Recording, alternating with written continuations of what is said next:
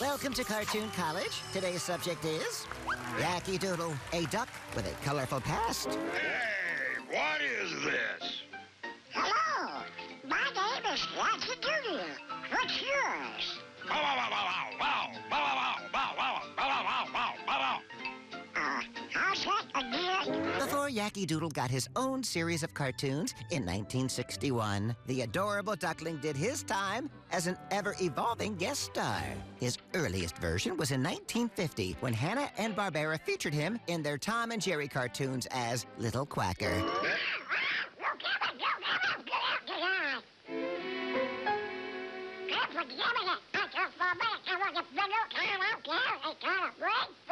When the legendary animators started their own studio, they reinvented him for an appearance with Pixie and Dixie. Oh, hi, fellas. Say, you can't swim in Mr. Jinx's dish. Oh, I can swim at anybody's dish. Then turned him blue for a subsequent guest shot with Yogi Bear. Mr. Bear, Don't ever do that.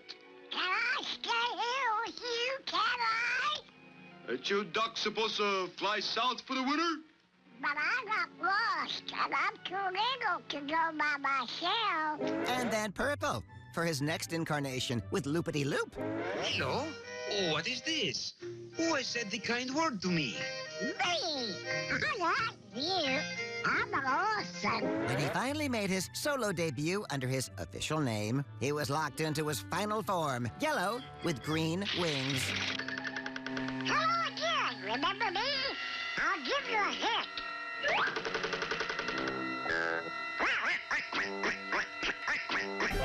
Yakky Doodle and more are on MeTV Toons.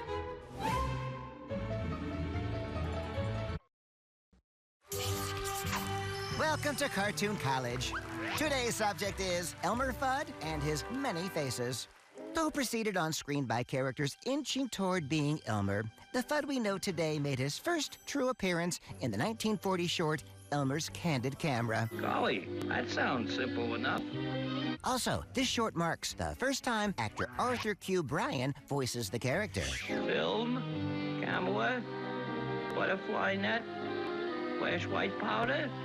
When? Director Tex Avery redesigned Elmer and paired him with the first definitive version of Bugs Bunny in A Wild Hare. He also gave Elmer his immortal catchphrase, Be very, very quiet. I'm hunting rabbits. Each director gave Elmer a different personality. Director Bob Clampett initially had Elmer overweight. This version has been revived as a popular internet meme in recent years. That'll hold him all right.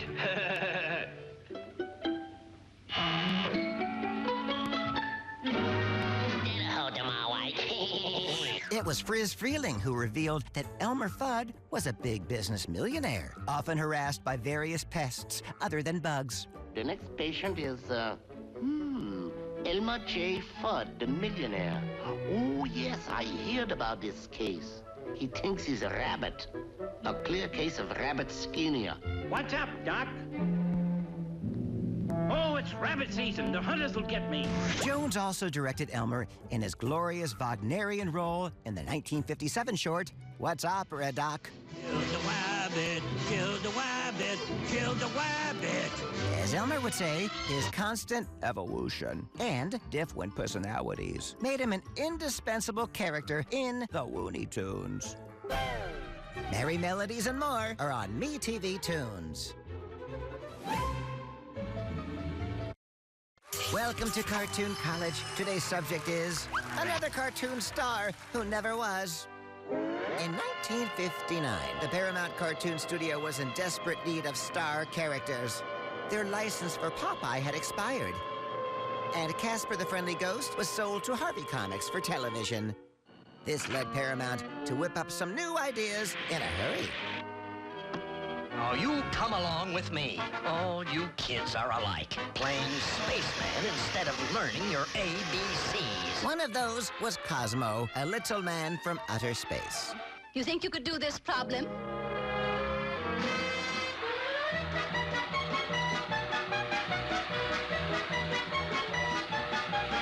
It must have seemed like a good idea at the time, with the space race red hot and science fiction wildly popular. enough to eat your lunch?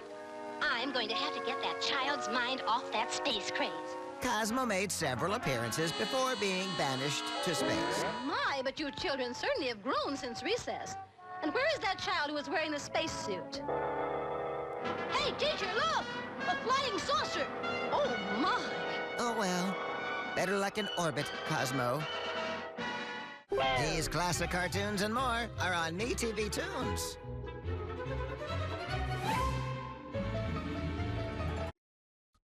Welcome to Cartoon College. Today's subject is Victory Gardens.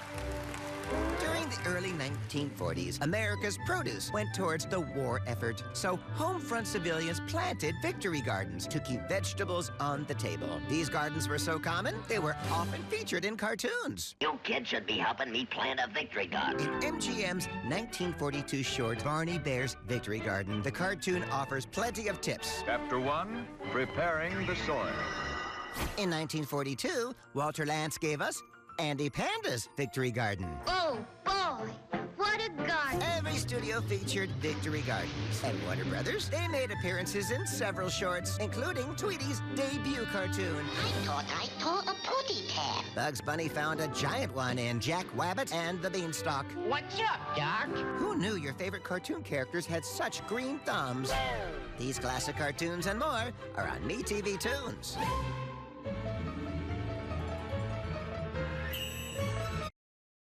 Welcome to Cartoon College. Today's subject is Wally Gator, a song so wrong. Wally Gator is a swinging navigator in the swamp. Wally Gator's theme song shows him living his best life in the Everglades, but the actual cartoon tells a very different story. Here in this peaceful zoo lives Mr. Wally Gator, well cared for, loved and idolized by thousands of visitors daily. Hello there! Wally is provided with exotic foods, a private swimming pool with a private diving board. He has everything a fellow could ask for. Despite his lavish digs, most of his adventures involve Wally trying to escape the zoo and get back to his roots. Hope you enjoyed yourself, lady. Oh, I did! I can't remember when I had such a scrumptious time. Say, that's no lady. That's Wally Gator. Every so often, Wally even succeeds, but his return to the swamp is never quite as happy as his theme song promises. So, let's pause to pity poor Wally. Boy, it's lonesome in the city zoo. I got a ping-pong table, but nobody to ping the ball back when I pong. If having a wish-fulfilling theme song makes him happy, we'll allow it. Especially for all the laughs he gives us. I would give my eye teeth to visit those ever-loving Everglades. So long, Wally. Wally Gator and more are on MeTV Toons.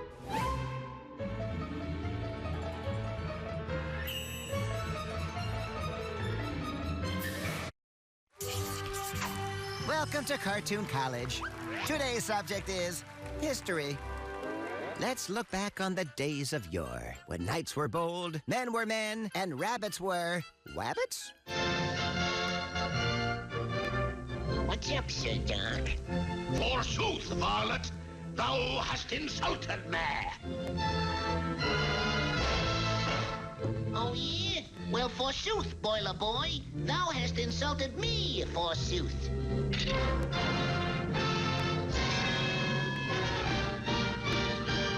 So be it, then. We meet on the jousting field tomorrow at dawn. Agreed? Agreed. Heroes wore suits of armor and proved themselves by slaying dragons. You mean old dragon. I'm gonna slay you.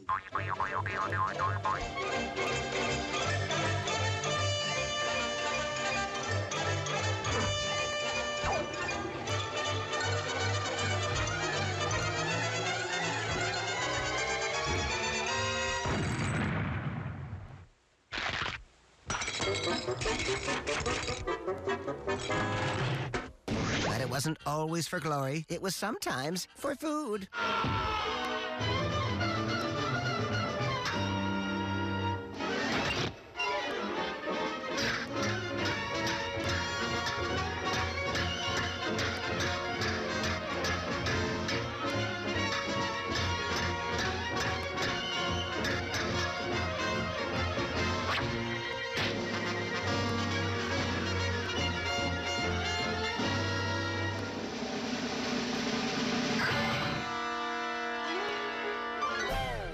MGM cartoons and more are on MeTV Toons.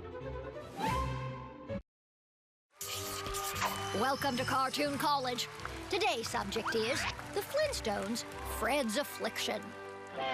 I just have to bet. I couldn't help myself. But I always figured I had the willpower to quit anytime I wanted to. You are kidding yourself, Flintstone. You have become a compulsive bettor. I have not. Yes, you have. I'll bet you 6-5 I haven't. As the first primetime cartoon series, the Flintstones had to also appeal to adults. So in its first few seasons, the show touched on some pretty sophisticated topics. In 1962's The Gambler, Wilma tells Betty about Fred's betting addiction and how early on in their marriage, it almost cost them everything. Fred got so bad if anyone even mentioned the word bet, he'd quiver, roll his eyes, and make funny noises like this. Bet, bet, bet, bet, bet, bet, bet, bet, bet, bet, bet, bet, bet. Unfortunately, Fred gets triggered by a double-or-nothing marbles game with the paperboy over his past-due account. That's $88 you owe me, Mr. Flintstone. What happened? I promised Wilma I wouldn't bet anymore. I'm back to being Betting Freddy again. Fred spirals into even greater debt, and while the episode is played for laughs, it also shows surprising insight. A real gambler never goes back on his bets.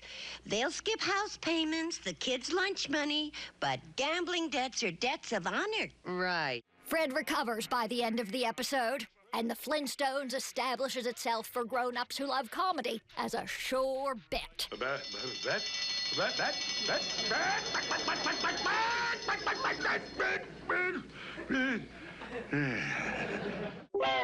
Flintstones and more are on MeTV Toons. Welcome to Cartoon College. Today's subject is layout artist Robert Gribbroek. All the clips here are from cartoons with layouts by Mr. Gribbroek. Looking for something, bub? Grib, as he was nicknamed, was a prolific painter in New Mexico's cultural arts scene. Welcome to our new home, Sylvester. We're very lucky because it's the only one the real estate agent had. He freelanced for Warner Brothers and Disney for several years before settling in at Warner Brothers in 1944 as a layout artist in the Chuck Jones unit. I love this quiet old house. It's so quaint and so quiet. From the mid-1940s through the early 1950s, Grib was Chuck Jones's main layout artist, working on cartoon characters, background imagery. Yahoo! Jumping ice cubes! It's freezing! Gribbroek enjoyed the flaming desert colors of New Mexico, the southwestern locale which influenced the scenery of the Roadrunner and Wile E. Coyote cartoons.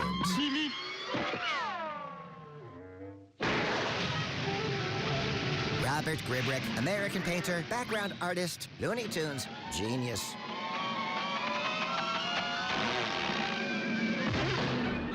These classic cartoons and more are on MeTV Toons. Welcome to Cartoon College. Today's subject is witches and monsters. Bugs Bunny has had his share of far-fetched adversaries, but some of his most nightmarish foes were supernatural beings, witches, vampires, and monsters, and all courtesy of director Chuck Jones. Meet Rudolph, later known as Gossamer, that orange-haired, sneaker-wearing creature in a pair of Looney Tunes horror classics. There is a rabbit loose in the castle, Rudolph. Ask? There, that's better. A rabbit? Yeah, couldn't tell, could you? And here's Witch Hazel, a saucy sorceress with only one thing on her mind, using bugs as an ingredient in her latest magic potion. She gives the expression, "That's all, folks," a new meaning. Looney Tunes and more are on MeTV Toons. Welcome to Cartoon College. Today's subject is Mr. Magoo Fun Facts. What does it say? Straight ahead. Yeah, well, thank you kindly. Come on, Waldo. Follow me! Yeah, okay, You're a scatterbrain, boy. Magoo was created in 1949 at the UPA studio by John Hubley, who based the character on his uncle. Is this Hodgepodge Lodge? Pay attention, son. Oh, welcome, Mr. Magoo. Oh, yeah. How nice. Magoo's first cartoon was titled Ragtime Bear. The character was voiced from the beginning by radio actor Jim Backus, who may be best known for his role as Mr. Howell on Gilligan's Island. Magoo starred in 2 Academy Award-winning shorts. 1954's When Magoo Flew. Elevator to lobby. Fine. Lobby, please. And 1956's Magoo's Puddle Jumper. Hang on, Waldo. I'm gonna give it full throttle.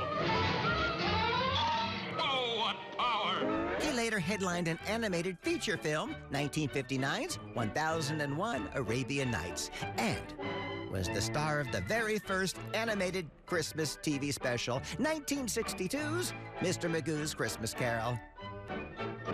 Mr. Magoo and more are on MeTV Toons.